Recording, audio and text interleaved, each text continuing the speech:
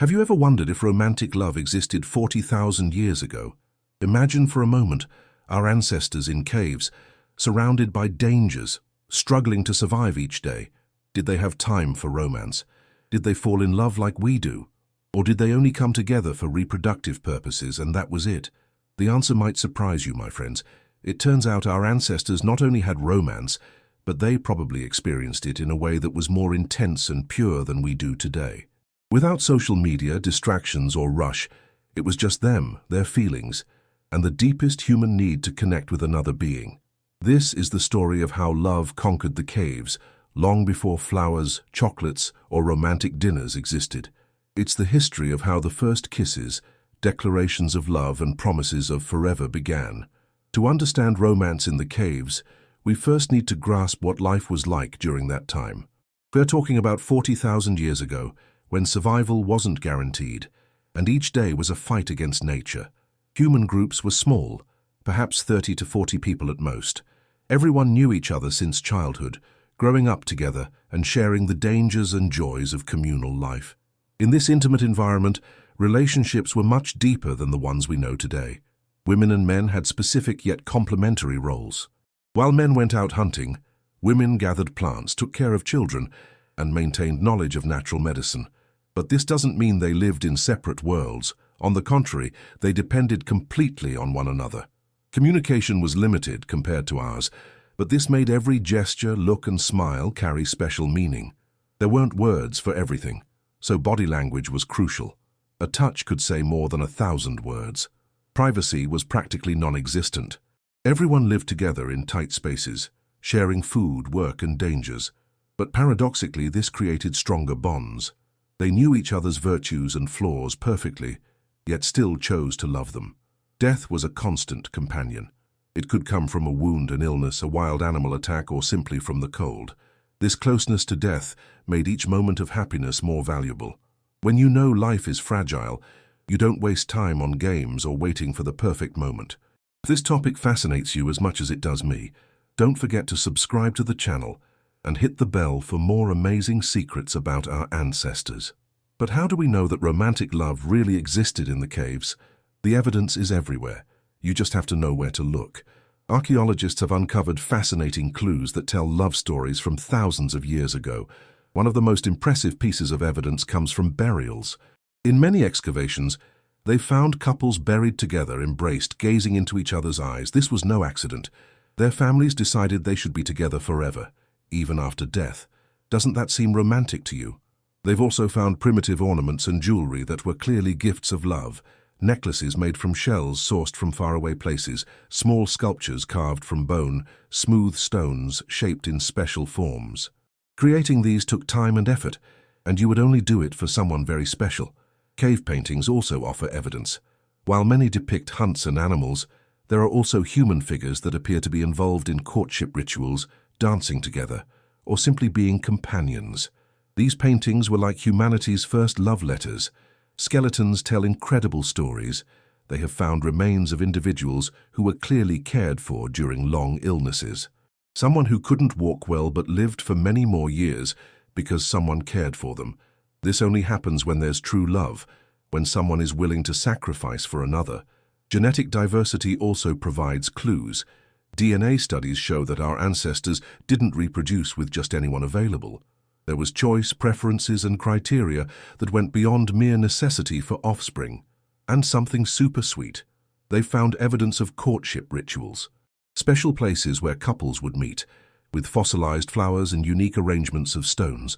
Our ancestors were creating their own romantic spots, their own versions of the first dates. The courtship rituals in the caves were completely different from ours, yet equally beautiful. Without sophisticated words or expensive gifts, they had to be creative in expressing their feelings. Dance was fundamental. Around the fire on nights, young people would dance to impress their potential partners. Each movement had meaning, and each gesture told a story. The best dancers not only displayed physical strength, but also creativity and the ability to express emotions. The gifts were simple yet meaningful. A hunter could offer the best part of his catch to the woman he liked. A woman might weave a special cord or create a unique adornment. These were gifts representing time, effort, and personal skill. Music also played an important role. With bone flutes and primitive drums, they created melodies that accompanied romantic moments. Music was the universal language of love, just like today. Rituals of beauty existed even then. They painted their bodies with natural pigments, adorned themselves with feathers, and styled their hair in distinctive ways. Vanity and the desire to look attractive for someone special are as ancient as humanity itself. Walking together was like the first dates. Going out to gather fruits, collect water, or simply explore the surroundings became an opportunity to be alone and get to know each other better. No rush, no distractions, just the two of them and nature. Can you imagine how pure and authentic love must have been back then?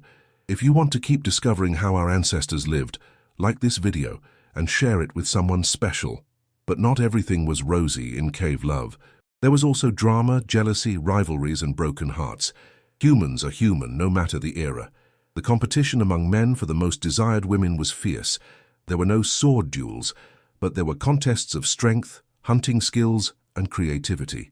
The best hunter, the bravest, the smartest had an advantage in the game of love. Love triangles were common. In small groups, it was inevitable that several people would find the same person attractive. This created tensions that could divide the entire community. Some rivalries lasted for years and were passed down to the next generations. Jealousy was intense. When your partner was your whole world, when there weren't 1,000 distractions, any threat to love felt like a matter of life or death. Jealousy could lead to fights, exiles, and decisions that changed the fate of the entire tribe. Breakups were also a reality. Sometimes couples realized they were incompatible, or simply that love had faded. However, separating in a small group was complicated because you had to continue living with your ex every day. Infidelity was a serious issue. In a community where everyone knew each other, cheating on your partner was nearly impossible to hide. The consequences could include exile, loss of community respect, or even death in extreme cases. But there were also second chances. If someone lost their partner to death or separation, the community would help them find a new one.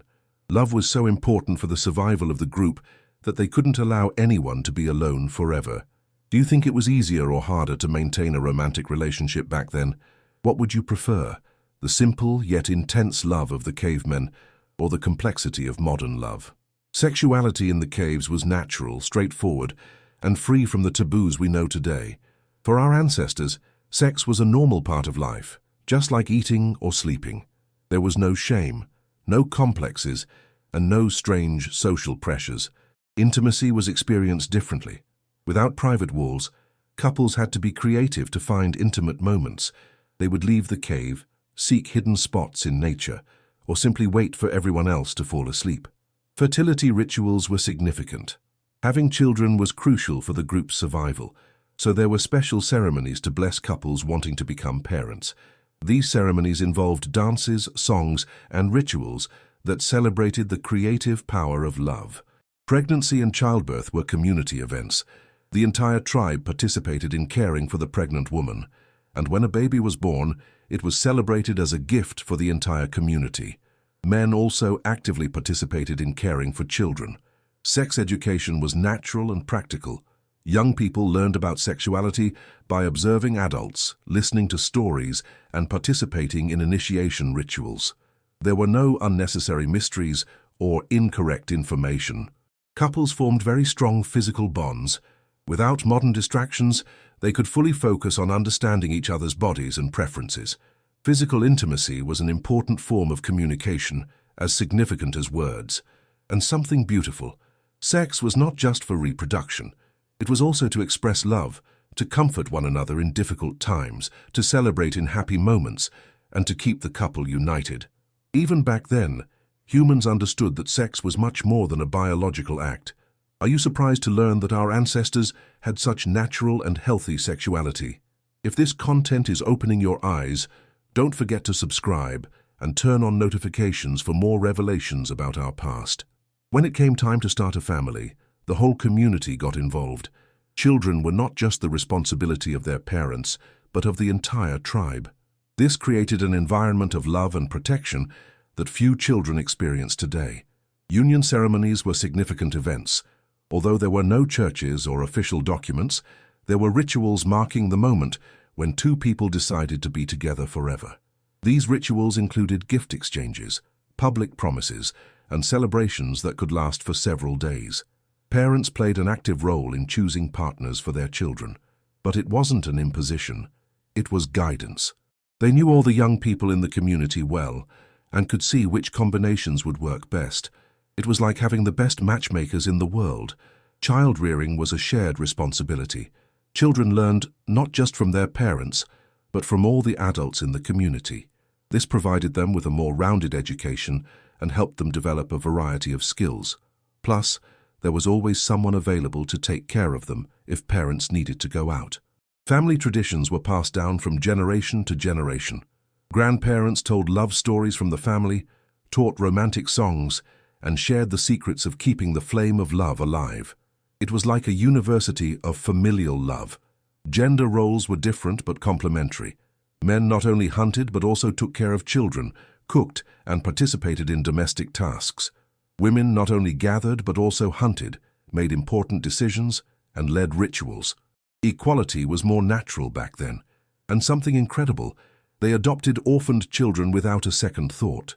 If a couple could not have children, or if a child lost their parents, other families would immediately take them in.